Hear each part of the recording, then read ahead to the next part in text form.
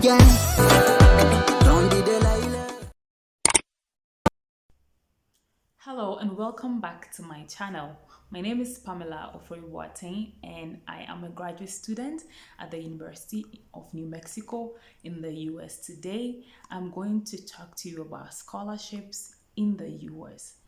I know a lot of people are looking for ways to get admission to US University in the year 2022, and as a successful applicant and a student of the University of New Mexico in the US, I'm here to share with you some basic strategies for people who are now planning to come to the US for school with scholarship. If you are now beginning the process, this video is for you because I'm going to show you the basics of how you can go about getting scholarship in the US to study for your graduate program. It is very possible if you follow this simple process. If you already have had experience with applying for admission to schools, etc., probably this video might not be for you, but if you want to stick around and learn something new, that is also fine. But if this is your first time of attempting to get scholarship and admission in a US institution, then this video is for you. So first of all, I'm going to share with you the basic strategies. First of all, you would need some documents that will show that you've had your undergrad already in Ghana or in any African country. So you need your transcript. If you don't have your transcript, I think it's now time for you to go back to your school, do the necessary procedures that will enable you to access your transcript. Secondly, you need your certificate from your undergrad. It's very, very important because it shows that you are a student of that particular school and you've had some form of education, which puts you in a good stead for a master's program in a US university. So you need those two documents, and when you get those documents, or if you already have it, kindly scan them and put them in your Google Drive. Kindly scan them and put them in your Google Drive, which is very, very important because when the document is in your Google Drive, it's easier for you to always upload them onto any application that you are working on for any school. You can have it on your laptop, but when your laptop crashes, you would have to go through the process of scanning them and then saving them in your document in your Google Drive. So it's important to have those two very important documents for school in your Google Drive. Okay.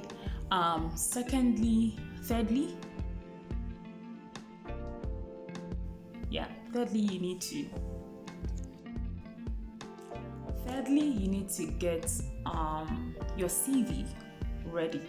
So if you don't have a CV, this is the best time for you to put together a very compelling and easy, reading CV for your application. If you already have, a CV, it is time to update your CV with current things that you have done, you've been able to achieve, and then put it rightly. Let other people go through it and make sure you have an intact CV for your application. Fourthly, you need to, then you move on to your references. Yes, you have not started the process yet, but it is very necessary to start talking to people you think will give you references when it's time for you to apply for schools. References reference is one of the most important part of your application process, because without the reference, your application would not be accepted by any school.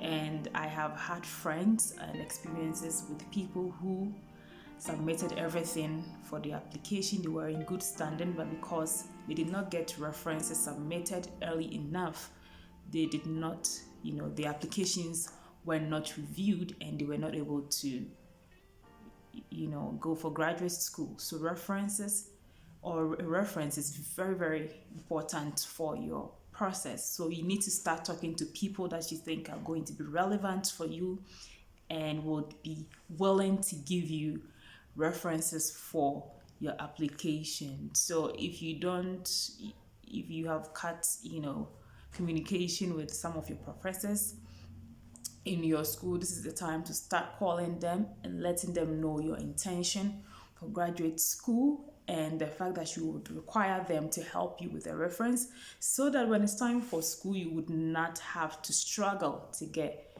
references to support your documentation and application for school. Very, very important. Even if you want to apply for schools next year or later on, it is important that you start talking to people you think are going to be giving you references now, so that when it's time for you to get them, it is easier for them to work on a reference and submit them in time for your application to be fully complete for review. Okay, now we move on to other things that you have to know. If you do not have an essay about yourself, start putting together an essay about yourself. For example, who you are, what you've been able to do, what you have achieved, internships that you have done, work that you have done, anything that is about you, your personal life. You need to start putting together an essay in that regard, so that when it's time for you to apply for school, you are able to easily modify them into your statement of purpose. Statement of purpose is an essay an essay that every school would want you to write for them to assess your capabilities, to know about your background, and to know what you've been able to do and what you've been able to achieve. So when you have an essay about your life that details your work experience, who you are, your life challenges that you went through and were able to surmount, etc., it helps you to write your statement of purpose, because these are basically the things that you need in a statement of purpose. So when it's time for you to apply for school, you just have to take your essay, take the most important parts, modify it, have people look through for you, etc., and then you are good to go. Don't underestimate the statement of purpose or an essay about your life, because as easy as it may sound, you would require some form of energy and spend some time in fine-tuning it to ensure that you get into the program and scholarship that you want in a US university. One thing you have to know is that statement of purpose is one thing that sets students apart in the application and admission process, because everybody already has a first degree. If it is first class, everybody already has it. If it is second class upper, most of the people who are applying to the school from different parts of the world also have it. So what sets you apart is your statement of purpose, and it's important that you start working on it now in a form of an essay before you start applying for schools. All right, so let's move on to one other thing that is very, very important. You also have to work on your... Did I talk about CV already? Yeah, you need to work on your CV. We already talked about it. Then we move on to the last part, which is not a document. It is not anything that you've written down, but it's about you personally, which is determination and hard work. Applying for graduate school in the US or any other country needs some sort of determination and hard work. You're applying to schools like it's a form of a job. Applying to school is like a form of a job, because you need to put in your all and enjoy the benefits that comes with a US degree, master's, PhD. Then you need to put in the work. It's hard work and determination, and you can do it.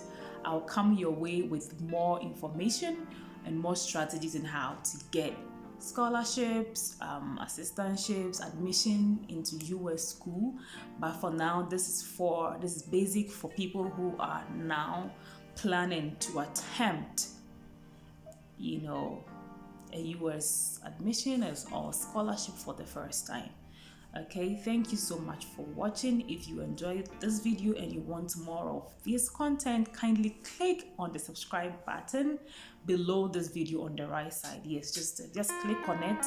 like and leave a comment on my channel, and I'll come your way again with another video. Thanks so much for watching. See you in my next video. Bye bye.